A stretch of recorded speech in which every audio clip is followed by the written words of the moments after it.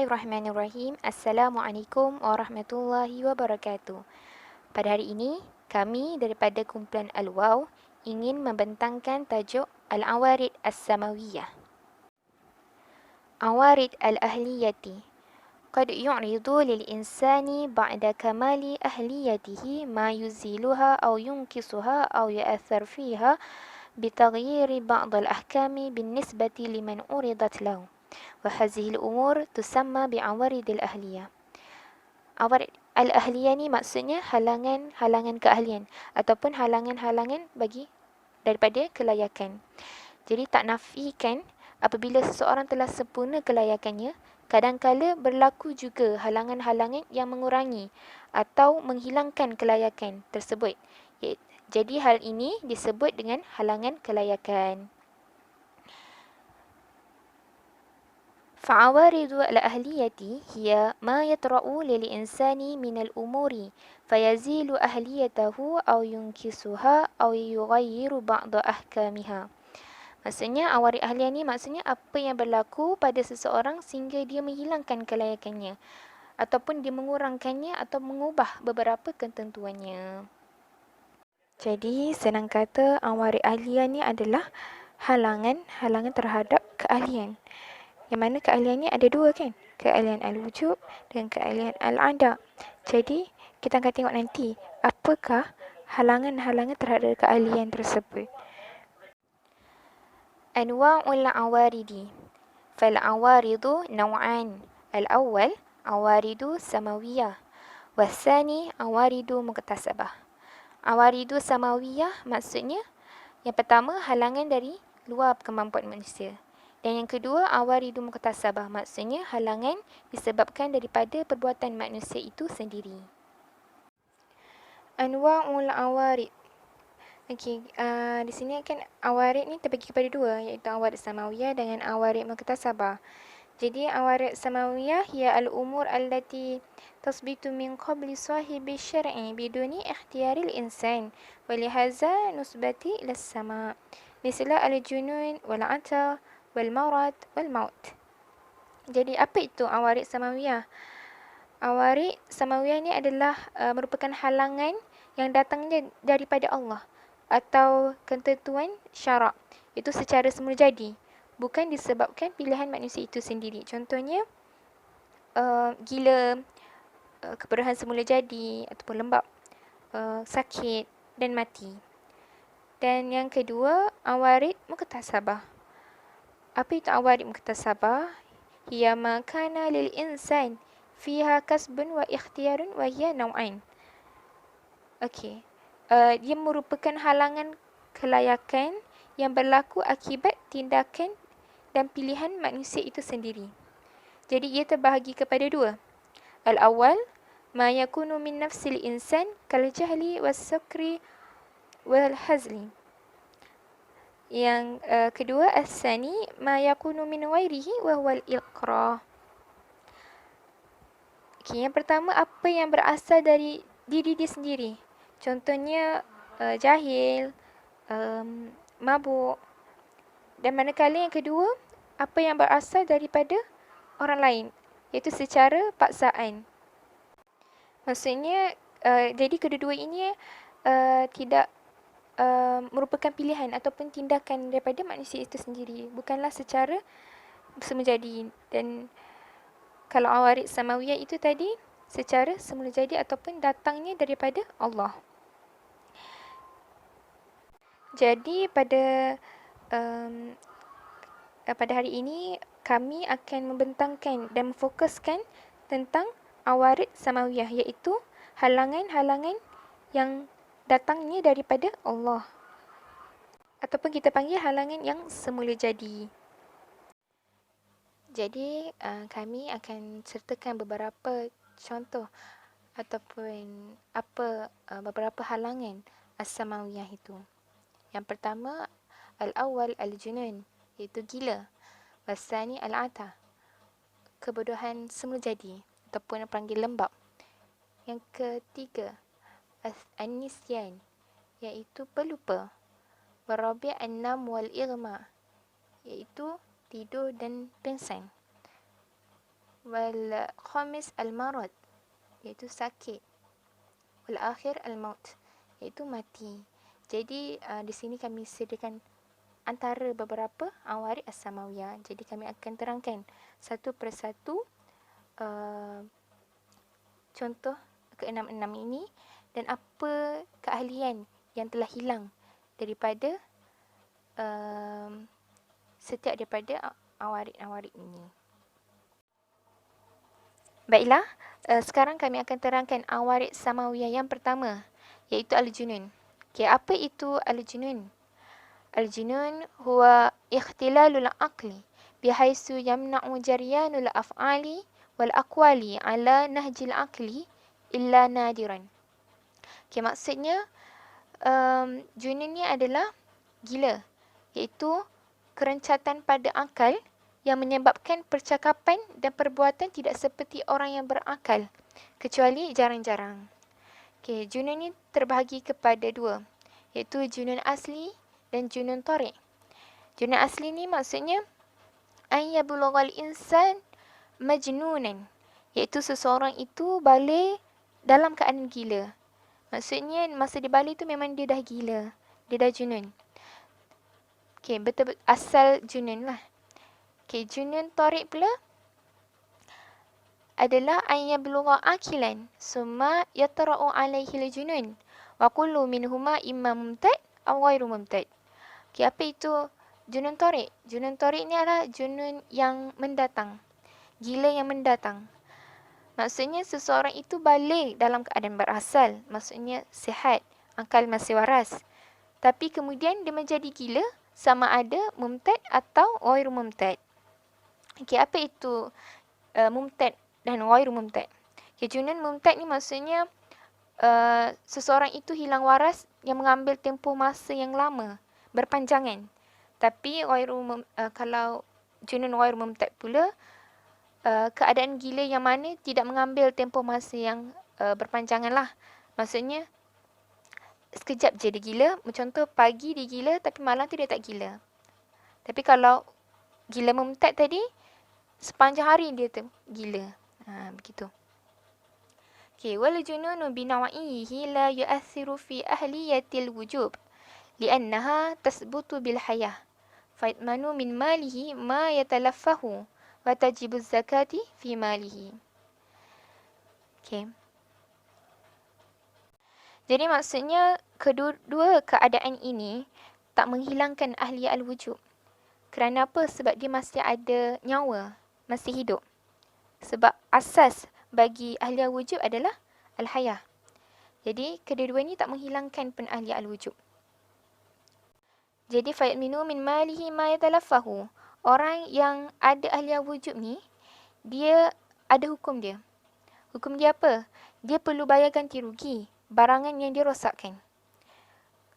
Okey? Dia kena bayar dengan harta yang dia miliki lah. Maksudnya, kalaulah dia tak ada harta, wali dia lah yang kena bayarkan ganti rugi terhadap harta yang dia telah rosakkan tadi. Wa tajibu zakati fi malihi. Wajib dia ke atas dia untuk membayar zakat. Jadi kalau orang gila kan, dia tak tahulah ni. Jadi wali dia lah yang kena tolong wakilkan untuk keluarkan zakat bagi pihak diri dia. Al-junun yu'assiru fi ahliyatil ada' wa yu'adimuha li'annaha tasbutu bil aqli wat tamyiz. Maksudnya gila ni dia tidak mempengaruhi ahliya al-wujub tadi kan, tapi dia mempengaruhi ahliya al-ada'. Maksudnya tak adalah, tiadalah ahliya al-ada' bagi orang gila ni kerana mereka ini tidak berakal. Amma fil ibadati fa in kana al-jununu mumtaddan fa innahu yasqutu al-ibadati ay yumna'u wujubaha aslan lifuwatil qudrati 'ala al-ada'i fil hali liqiyamil junun fala yukhattib bis-salah wala bil hajj wala bis-shaum wala bil kafarat. Jadi adapun dalam ibadah, jika kegilaan ni berpanjangan, maksudnya sepanjang tu dia gila, lamalah dia gila, mumtaddan kan, kegilaan yang berpanjangan, ia akan menghapuskan ibadah, yang bermaksud dia tak perlulah lakukannya daripada awal. Sebab apa? Sebab dia tiada kudrah untuk tunaikan ibadah waktu dia gila. Jadi macam mana dia nak solat ketika dia gila? Sebab waktu gila kiranya dia tak tahu apa-apa kan. Iaitu dia tak tahu rukun, tak tahu nak baca apa. Jadi macam mana dia nak lakukan ibadah tersebut waktu dia gila. Jadi tiada kudrah lah untuk dia tunaikan ibadah tersebut. Jadi tiada diwajibkan untuk dia untuk solat dan juga haji dan juga berpuasa dan juga untuk membayar kafarah. Amma fil jinayat. Kini berkaitan dengan jenayah pula. فإنه لا يسأل عن الجنايات التي يرتكبها إلا في ماله ولا تقام عليه الحدود إذا ارتكب ما يوجبها. Jadi manakala dalam jenayah ni, orang gila tidak akan ditanyalah tentang kesalahan atau jenayah yang dilakukannya kecuali yang melibatkan dengan harta. Tidak dikenakan sebarang hukuman hudud ke atasnya jika dia lakukan perbuatan yang diwajibkan hukum hudud di atas perbuatan tersebut. Jadi kalau dia membuat kesalahan, tidak akan dihukumlah kepada dia kecuali yang melibatkan dengan harta. Kalau melibatkan dengan harta, kena bayar ganti rugilah. Okay, baiklah, seterusnya al-'atah. Al-'atah ni maksudnya huwa ikhtilalun fil aqli yaj'alu sahibahu qalilal fahmi muhtalital kalam fasidat tadbir. Maksudnya ia adalah kebodohan semula jadi yang menyebabkan seseorang ni kurang memahami sesuatu perkara, bercakap tanpa fokus dan gagal uruskan sesuatu. Ataupun kita panggil al-'atah ni sebagai lembab. Okay, al-'atah ni ada dua jenis. Yang pertama, athu la yabqa ma'ahu idrakun wa la tamyizun wa sahibuhu yakunu kal majnun. Atah yang langsung tak boleh menimbang yang mana yang baik dan mana yang buruk. Seperti orang gila. Yang kedua, athu yabqa ma'ahu idrakun wa tamyiz walakin laysa ka idrakil aqla. Iaitu atah yang masih ada lagi. Maksudnya dia boleh lagi timbang yang mana yang baik, yang mana yang buruk. Tapi dia tak samalah dengan penimbangan ataupun penilaian orang yang berakal ataupun orang yang bijak. Wabihaza al-'athu yakunu al-insanu al-baligh kas-sabi al-mumayyiz fil ahkam. Wa kana ahliyatul ada'i indahu naqisah. Jadi jika dia memiliki sebahagian kewarasan, maka hukum dirinya boleh disamakan seperti kanak-kanak mumayyiz. Jadi mereka ni mempunyai al-adat nakis, iaitu tak sempurna. Jadi maksudnya dia mempunyai aliyah al-adat tapi tak samalah dengan orang yang sempurna akalnya. Manakala aliyah al-wujub sempurna kerana masih bernyawa. Fataqbalu minhu tasarrufat an-nafi'atu na'a mahdan wala taqbalu wa tasarrufatuhu darrah mahdan. Wa tatawaqqafu tasarrufatuhu al-mutaraddidatu bainan naf'i wad darari 'ala al-izni minal wali. Jadi maksudnya ini kita dah dibelajar pada sebelum ni, iaitu urusan yang memberi manfaat mutlak kepada kanak-kanak tetap sah, tetapi kalau urusan yang memberi mudarat kepada kanak-kanak, urusan ini sama sekali tak sah walaupun disetujui, walaupun diambil setuju oleh wali dia. Tetapi kalau urusan yang berkemungkinan ada manfaat dan mudarat, contohnya macam jual beli, jadi dia akan diambil kira melalui wali dia. Jadi kalau wali dia kata sah, maka sahlah jual beli tersebut. Tapi kalau wali dia tak izinkan, jadi maka tak sahlah jual beli tersebut. Baiklah, kita masuk kepada awarid yang ketiga, iaitu an-nisyan. Okay, apa itu an-nisyan? An-nisyan ni huwa 'aridun ya'ridu lil insan fala yaj'aluhu yatazakkaru ma kalafa bih. Okay, an-nisyan ni adalah lupa. iaitu gangguan akal pada seketika yang menyebabkan dia ni tak mengingat, dia tak ingat sesuatu yang ditaklifkan kepadanya. Bahawa la yunafi ahliyatal wujub wala ahliyatal ada li baqa'il qudrati bi kamalil aql. Maksudnya ahliya al-wujub dan ahliya al-ada masih ada kerana keupayaan akal juga sempurna. Cuma ia lupa buat seketika sahaja. Jadi tidak gugurlah ahliya al-wujub dan al-ada tadi. فالنسيان لا يكون عذرا في سقوط حقوق العباد لأن حقوق العباد لا تهدر فلا يسقط حق للعبد بنسيان أدائه في وقته ولا يعذر من يدعي أنه ارتكب جريمة ناسيا. Maksudnya ia tidak menjadi ataupun ia tidak dianggap sebagai satu yang menggugurkan hak-hak hamba kerana hak hamba ni tak boleh disia-siakan. Maka tak gugurlah hak hamba itu dengan lupanya menunaikan pada waktunya. Contohlah bab hutang. Jika orang tu berhutang tapi dia lupa yang dia sedang berhutang, dia hutang dengan orang tu, maka wajib ke atas dia untuk bayar hutang walaupun dia lupa. Ini kerana hak hamba ni merupakan satu penghormatan dan kemuliaan. Oleh itu, lupa ni tidak menghilangkanlah kemuliaan tersebut. Dia tetap kena bayar juga. Amma an-nisyanu fi huquqillah. Okey, kita masuk kepada lupa pada hak-hak Allah. Fa innahu ya'tabaru 'uzran bin nisbati li istihqaqil ism walakinnahu la yasqutu wujubiha. Adapun lupa pada hak-hak Allah, lupa dianggap satu bentuk keuzuran daripada mendapat dosa. Jadi dari sudut dosa tidak dikenakanlah, tapi kewajipan tetap dilaksanakan. Fannasi la isma alaih liqaulin Nabi sallallahu alaihi wasallam, inna Allah wada'a an ummati la khata'a wan nisyana wa mastukrihu alaih. Okey, hadis ni dia menerangkan kepada maksudnya yang orang lupa ni tidak ada dosa atasnya.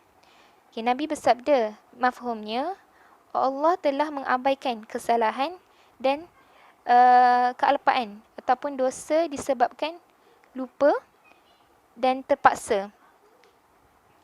Jadi Allah tak ambil kira lah dosa tersebut. Mislu man nasiya iqamatis salah fi waqtiha. Faqad qala an-nabiy sallallahu alaihi wasallam an hadza. Man nama 'ani salatin aw nasiyaha falyusalliha idza zakaraha. Ini adalah contoh terlupa menunaikan solat pada waktunya. Nabi bersabda yang mafhumnya, barang siapa yang tidur dari tunaikan solat ataupun lupa untuk tunaikan solat, hendaklah ia tunaikan ketika dia mengingatnya. Jadi di sini Allah bagi kelonggaran kepada orang yang nisyan, orang yang lupa. Kalau dia tidak solat waktu dia tidur ataupun dia terlupa untuk solat, maka Allah tak hukum dia dengan dosa.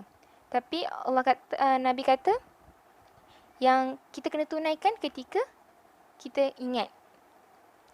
Waman akala nasiya fi nahari Ramadan, faqala an-nabiy sallallahu alaihi wasallam, iza akala ahadukum aw shariba nasiyan falyutimma shawmahu fa innama at'amahu Allahu wa saqahu, muttafaqan alaih. Okey, ini berkait dengan orang yang lupa ataupun dia makan secara terlupa pada siang hari. Nabi bersabda dengan mafhumnya, sekiranya seseorang itu makan atau minum dalam keadaan dia lupa, maka dia harus menyempurnakan puasanya. Malah Allah telah menjadikannya ataupun Allah telah memberi makan dan minum kepadanya. Jadi ini adalah kelonggaran yang Allah bagilah. Tapi kewajipan tak digugurkan. Cuma kalau kita lupa, tidak ada dosa ke atasnya. Tapi kalau kita dah ingat, kita kena buatlah kewajipan itu. Sekarang, saya akan beralih pula kepada awarid as-samawiyah yang keempat, iaitu an-naum wal irma. Apa yang dimaksudkan dengan an-naum wal irma itu? An-naum iaitu tidur, huwa aridun tabi'i yaf'aluhu al-insan bila ikhtiyaru minhu. Tidur merupakan satu kelakuan atau tabiat semula jadi manusia yang dilakukan tanpa pilihan. Wa huwa aridun yamna'u fahum al-khitab wa huwa la yazilul aqlu wa la ya'tiluhu. Ini merupakan satu kelakuan yang telah menghalang seseorang itu untuk memahami percakapan. Akan tetapi, ianya tidak mengurangkan atau merosakkan fikiran seseorang. Wal irma, iaitu pensan, hiya maradun yad'aful qawiyyu wa la yazilul aqlu. Ianya merupakan satu penyakit yang melemahkan minda akan tetapi tidak merosakkannya. Fahuwa aridun yamna'u fahum al-khitab fawqa mana'a an-nawmu lahu. Ianya juga merupakan satu kelakuan yang telah menyebabkan seseorang itu tidak memahami percakapan sebagaimana ketika tidur. Fannawmu wal irma yunafiyani ahliyah al-ada wa yujabu ta'khiru khitabul ada. Oleh itu, apa yang kita dapat faham di sini adalah bahawa tidur dan juga pensan ini telah menafikan kewujudan ahliyah al-ada terhadap seseorang itu. Okey, sekarang kita sambung lagi. Fama damal insan naiman aw maghma alaih falaysat lahu ahliyah ada li'annaha taqumu ala tamyiz bil aqli wala tamyizu lil insan fi halati naumihi aw irmaihi. Maksudnya, selagi seseorang itu tidur ataupun pengsan, mereka tidak akan mempunyai ahliyah al-ada kerana ahliyah al-ada ini adalah berdasarkan kepada perbezaan akal dan sebagaimana kita tahu ketika kita tidur ataupun pengsan, tidak akan ada sebarang perubahan yang berlaku kepada fikiran dan juga pemikiran kita. Walakin la yaskutu anhu wujubul ibadah liihtimali al-ada bil intibahi wal ifaqah atau al-qada'i ba'dal intibahi wal ifaqah. Akan tetapi, ianya tidak akan menggugurkan kewajiban seseorang itu untuk beribadat setelah bangun daripada tidur dan juga sedar daripada pengsan, ataupun qada' apa yang ditinggalkan setelah bangun daripada tidur dan juga sedar daripada pengsan. Fahazihi ya bin nisbati li huquqillah. Ianya merupakan satu hak Allah. Amma bin nisbati li huquqil ibad fala yaskutu bin naumi wal irma. Dan apa yang merupakan hak manusia adalah supaya tidak tidur dan juga tidak pengsan. فإذا انقلب النائم على غيره فمات فإنه يكون مؤخذة المخطئ وتجب الدية وإذا اتلف مال الغير وهو مغمى عليه وحب الضمان ما اتلف. Secara ringkasnya, apa yang kita dapat faham dari sini ialah segala perbuatan yang keluar daripada mulut individu yang berada dalam keadaan tidur dan juga pengsan ini tidak akan diambil kira. Akan tetapi, perbuatan yang dilakukan oleh mereka yang tidur dan juga pengsan yang sehingga menyebabkan kecederaan kepada individu lain tetap diambil kira dan perlu dikenakan hukuman yang sewajarnya. Namun begitu, hukuman yang dimaksudkan adalah berbentuk bayaran diat dan bukannya penyiksaan fizikal. Sebagai contoh, kalau seseorang itu tidur di atas sofa dan ketika dia tidur tu, dia jatuh menghempap rakannya sehingga menyebabkan kematian, hukumannya adalah bayaran diat kepada ahli waris si mati. Dengan kata lain, dia tidak akan berdepan hukuman kisos kerana perbuatannya itu berlaku secara luar kawalan dan tanpa niat atau motif. Walau bagaimanapun, pihak mahkamah sebenarnya masih boleh kenakan hukuman takzir ke atas diri pesalah dengan alasan kecuaian.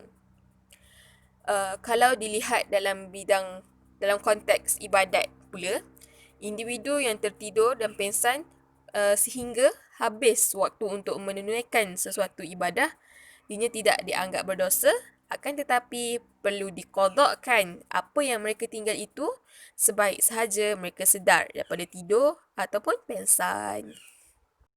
Seterusnya, kita akan beralih kepada awarid samawiyah yang kelima, iaitu al-marad, yang bererti sakit.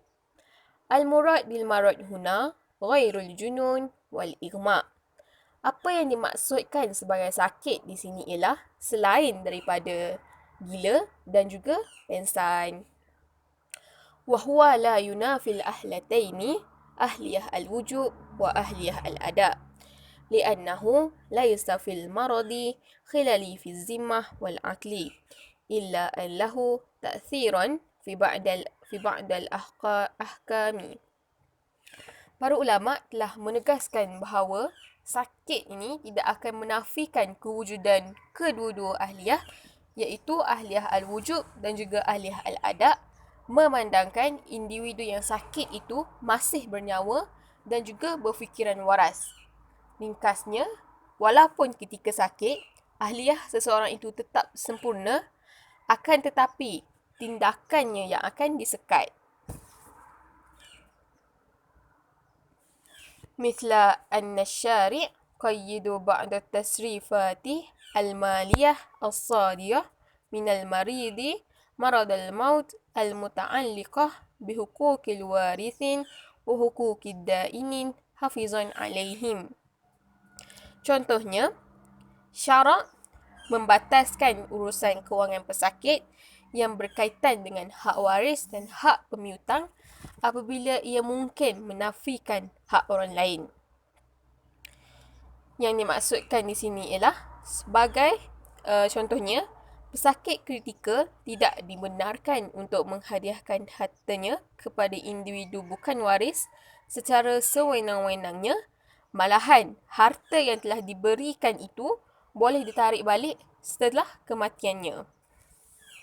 Larangan ini bertujuan untuk menjaga kepentingan ahli waris agar tidak diketepikan daripada menerima harta pusaka. Ianya juga untuk menjamin hak pemiutang untuk dapatkan balik hutang daripada si mati sekiranya ada.